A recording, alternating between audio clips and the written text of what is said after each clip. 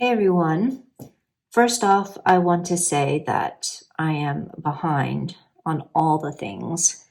I had to take an unexpected trip out of town for a death in Matt's family, and so that kind of shook up an already discombobulated schedule.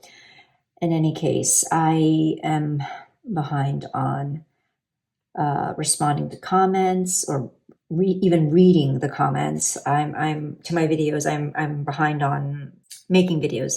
Hence the reason this one is late. I am behind on watching videos. I am just behind on life. So I apologize and just know that I appreciate each and every comment. I want to say thank you to all of you who have left comments to the recent Three Girls, One Controversial Topic. I'm still going through those, but it's fantastic to see the mature and adult engagement on this topic. And so thank you very much.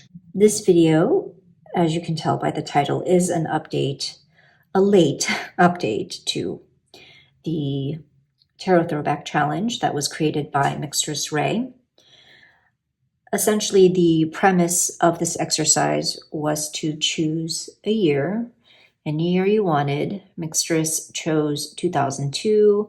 I just kept to that same year, and we were to select decks from our library that were first made available that year or prior to.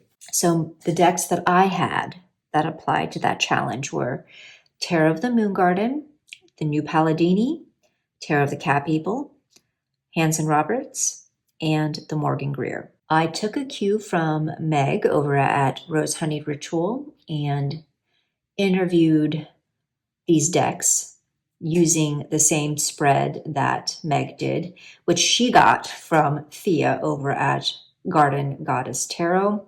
And I will leave a link to Meg's video as well. I was particularly curious to see what the Morgan-Greer had to say because I've been waffling on whether to keep that deck in my library, and then also what the new Palladini had to say because he's newer to my collection. I have read with him like prior to the challenge. Why am I genderize? Is that a word? I'm making one. I genderize my decks from time to time. So that's what we're going with.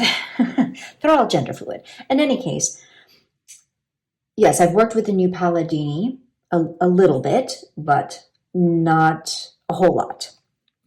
So I felt like this would be a great challenge to get to know that deck better. Anyway, more on that and those two decks in particular a little later. But I first started off with using Tarot of a Moon Garden. And I will say, as anticipated, I didn't have any problems with this deck. And this is modified, by the way. This is always an easy deck for me to use. Let me zoom in a little bit. Sorry. So I didn't anticipate any issues with working with it, doing my daily draws, etc. I will say I didn't work with it a ton. I reserved it just for the week because I wanted to give the other decks a chance to play. But if it weren't for that, I probably would have been able to work with it for much longer. It's just a deck that I love. It's one of my favorites. And yeah, I don't know. I've gushed on and on about this deck so many times in the past. So this was easy peasy. What I took from the interview spread, New Palladini basically told me that he was just no nonsense, not afraid to hand me my ass, not afraid to drop some truth bombs on me, and that's just how it was going to be. But always going to be honest and direct. And I did not have time to really find out if that was true, because I think I worked with this deck for maybe a day or two. And I just wasn't feeling it. And so I don't know, I just wasn't in the mood. And so I did not really force myself to work with it longer, because I figure I have other decks here, and could just be that right now is not the time. I think it's a beautiful deck.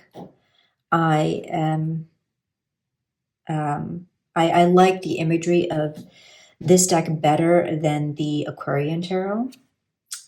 But Meg from Rose Honey Ritual, she keeps saying how these people all look sweaty. And now I just can't unsee it. So thanks a lot, Meg. Thank you very much.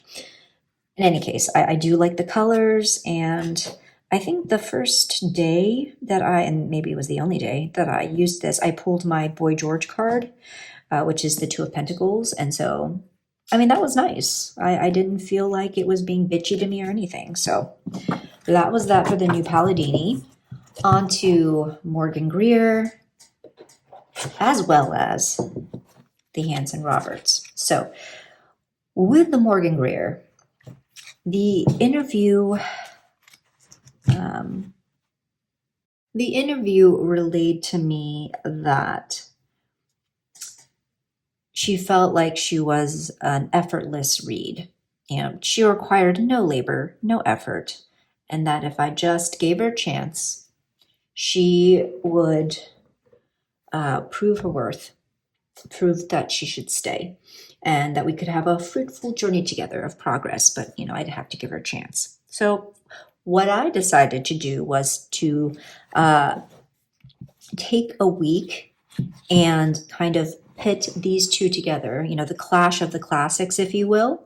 And I thought to myself, okay, Morgan-Greer, please do prove yourself to me. Like, we're just going to have a battle here and see who wins. Who will win my affection? And it was really funny, because as soon as I did that, Hanson-Roberts started being really bitchy to me. So Morgan-Greer was serious and dedicated to winning me over. So on one day, I would get like, what was it? 6 of Wands from her, but then from Hanson-Roberts, I would get 5 of Pentacles. Yeah, five of Pentacles.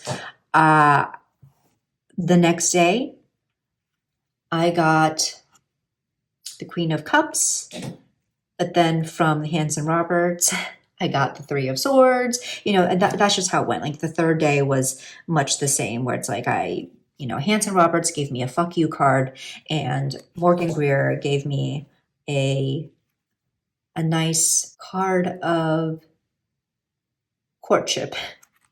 She was trying to court me, So after day 3, I'm like, okay, well, this is not working out, because Hanson-Roberts is just pissed at me now and it doesn't want to play this game. And so I just stopped after day 3, and then continued working with the Morgan-Greer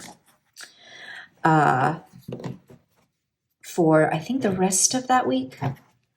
And then Hanson-Roberts for part of the following week. And I don't know that I have the chronology exactly right, but just generally by the second to last week of August, which was when the challenge was taking place, I was thinking, all right, you know what? I'm going to finish out the second to last week, because I'm actually just not feeling this right now. I want to use other decks, and these are just not calling to me. I want to say towards the end of that second to last week, that is when I pulled the Tarot of the Cat People. And this deck, I don't know. I just love this deck so much. But because I just enjoyed using this deck so much. It was such a delight that I actually was able to finish the challenge without breaking the guidelines and using other decks. Having this as a finisher was just perfect because I didn't want to stop working with it. I didn't feel deprived. I just had a great time with it. And what I did for the month of August with this deck, or that last week, I would pull a card and actually look in the Traveler's Report, which is the out of print companion book to this deck. I have heard that it has been somewhat easy to find. A few people have found copies for fairly inexpensive on is it like thriftbooks.com or one of those bookstores, used bookstores, online shops. Anyway, so it was just a lot of fun to pull a card each day and then read in the Traveler's Report about that particular image. And these cats are just, and like these images are just, I don't know. They always delight me. That was it for this update. Thank you so much for sticking with me if you have. I'm sorry if this video comes off a little bit disjointed. As I've said, my energy levels have been off, like just everything has felt off. But I wanted to get this video out there before it was way too late, even though the upcoming videos are also super late, but that's just how I do. Anyway, I hope you all are doing well, and until the next time, much love and take care.